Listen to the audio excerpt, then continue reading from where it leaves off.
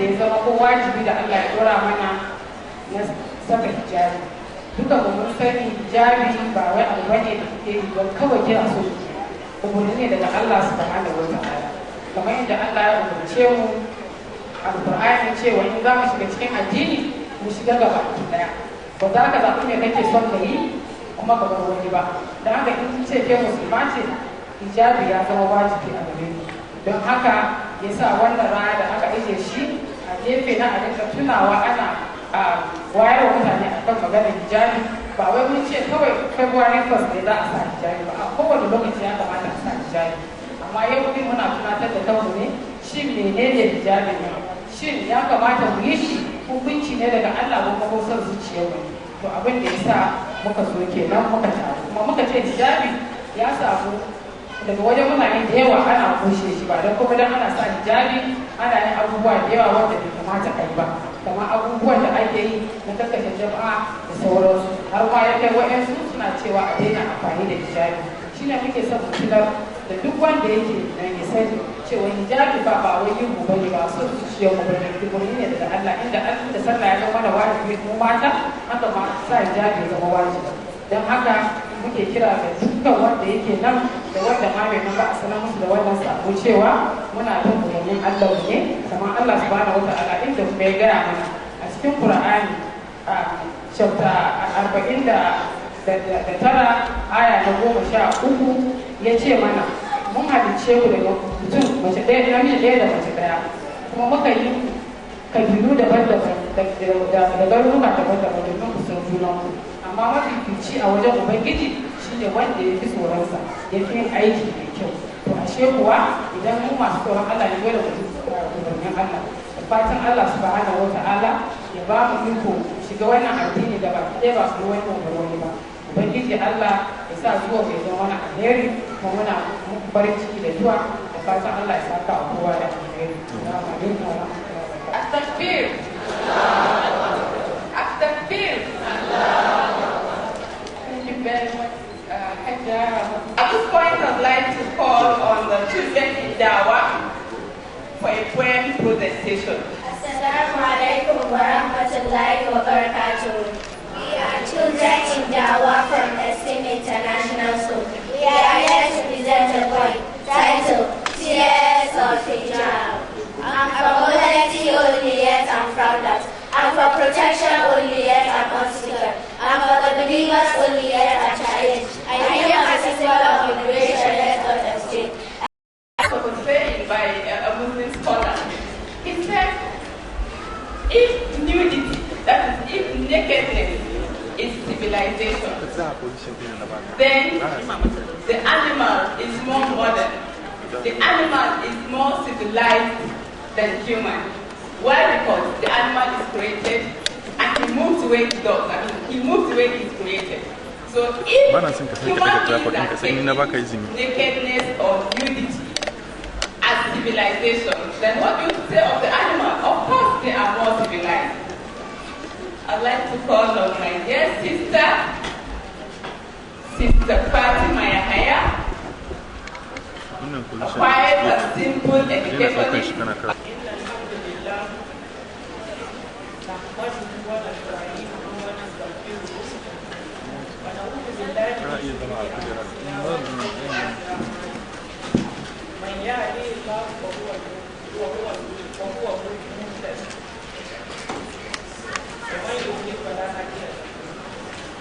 ونشهد أن لا إله إلا الله وأن محمدا ونشهد أن لا إله إلا الله وحده لا شريك له وأن محمدا صلى الله عليه وسلم عبده ورسوله. اللهم لا علم لنا إلا ما علمتنا إنك أنت العليم الحكيم. رب اشرح لي صدري ويسر لي أمري واحلل عقدة من لساني يفقهوا قولي. أما بعد، السلام عليكم ورحمة الله تعالى وبركاته. It's a great pleasure to be here among all of you lovely sisters. It's indeed heartwarming to see Muslim sisters donning the hijab and be part of them. It is courageous to to put on the hijab, especially in this part of the world. You know, there's no rule forcing you to put on the hijab here. It's not a Muslim country that the government will put an obligation on all the Muslim women to put on the hijab. In fact, the opposite is the case. Every attempt is being made to strip you of your hijab, and yet we maintain the hijab. May Allah subhanahu wa ta'ala continue to strengthen all of us. I am tempted to walk the path of the Naib al-Amira to just read through my lecture. And I think that's what we'll do, and we'll try to elaborate on some of the highlights. Just like she has mentioned, it is no longer new that the issue of hijab is one of the most talked about religious and cultural issues, locally and internationally. Although the highlights have always been that of misunderstanding and misconception, lately the focus has turned on the credibility of those who put on the hijab. And this is because of the activities of some miscreants who abuse the hijab. They hide under it to commit evil. But hijab is a religious obligation. It is a commandment of Allah subhanahu wa ta'ala, and the rules were implemented from 1,400 years ago during the lifetime of the Prophet sallallahu alaihi wasallam. It is necessary that whoever does the hijab put into practice all the etiquette of putting on the hijab. And as the world debates on the relevance and whether or not hijab should be banned or upheld, we, and I'm talking of those of us that put on the hijab, must endeavor to ask ourselves or to reflect on the mandate of hijab. Why do we observe the hijab? Is it just a choice? But let's even ask ourselves, why do we put on the hijab? Some people wonder, what is the great deal about satisfying it in an illegal way, posing enormous threat to its overall well-being? Its loss often overpowers him. It is mentioned in Riyadh al-Salihin by one of the righteous predecessors. He says, and I quote, "If I was entrusted the common treasures of the people, I would be able to fulfill that commitment. But if I was entrusted with a woman, I fear this I cannot fulfill that commitment."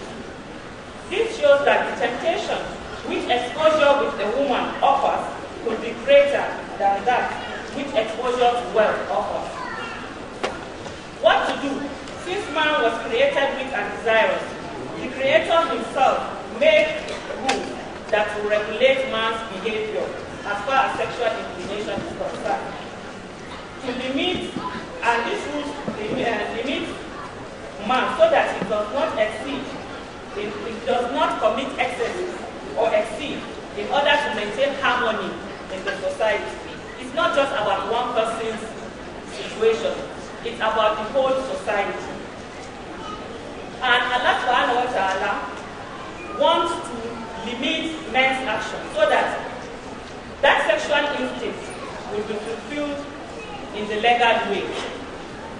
Because Islam considers fornication and adultery as great sin. For Allah subhanahu wa ta'ala says in the Holy Quran, "A'udhu billahi minash shaitanir rajim. Wa la taqrabu zina. Innahu kana fahishatan wa sa'a sabila." And do not come near to unlawful sex, that is zina. Verily, it is a fahisha, that is a great sin, and an evil way that leads one to hellfire, unless he seeks forgiveness and is forgiven by Allah subhanahu wa ta'ala. Hence, the blocking of all avenues that can lead to temptation, and such preventive measures that Allah has put in place include, but not limited to, lowering of the gaze by both sexes, prohibiting men from being in privacy with non-mahram women, encouraging young men and women to marry, and ordering the Muslim rulers to facilitate marriage for the youth, and women veiling themselves and avoiding the dresses and speech that can excite men sexually, as well as the prohibition of entering upon the women and houses without permission. This is generally the essence of hijab. But coming down to specifics, it was recorded by Al-Afrikiy that Anas bin Malik said, Umar bin Al-Khattab, according to another narration, he told the Prophet that women go out, Muslim women go out all the time. And sometimes bad people talk to them anyhow, and bad people see them. So in order to safeguard them, to secure them, there should be order to veil themselves. And you know women being what we are, they told him, are you going to tell us what to do when the dresses are revealed in our house? The wives of the Prophet when he made that comment, they told him, the dresses are revealed in our house, you are not to order us to put on what Allah has not ordered us to put on. And therefore, Allah subhanahu wa ta'ala in support of that, reveal the verses of hijab. There's also another narration concerning the verses of permission to enter the house. It was said, and Al-Afrikiy recorded this, according to Anas bin Malik that when the Prophet married Zainab bint Jahash, he invited people to eat. And then they sat talking. After eating, they sat talking. When he wanted to get up, they did not get up. When he saw that, he got up anyway, and some of them got up.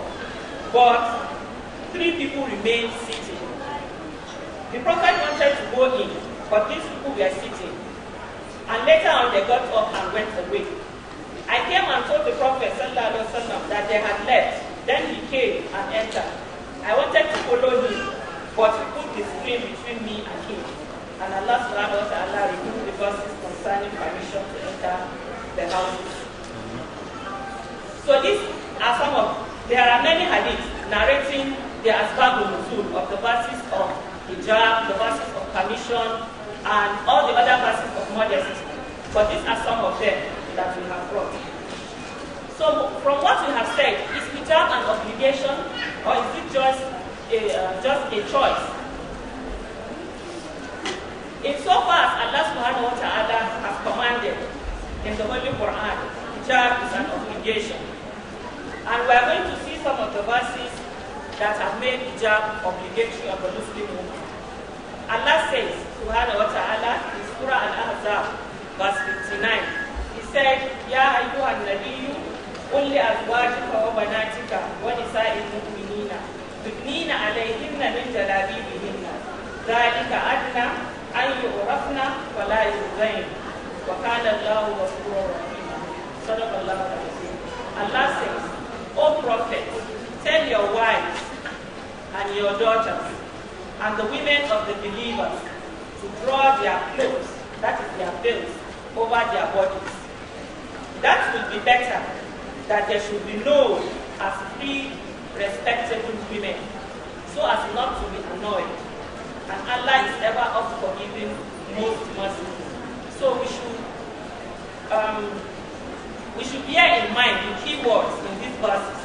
First of all, Allah says, your wives, your daughters, the wives of the believers, or the women of the believers. Who are the women of the believers? The believing women. So if you are a believer, you are a believing woman,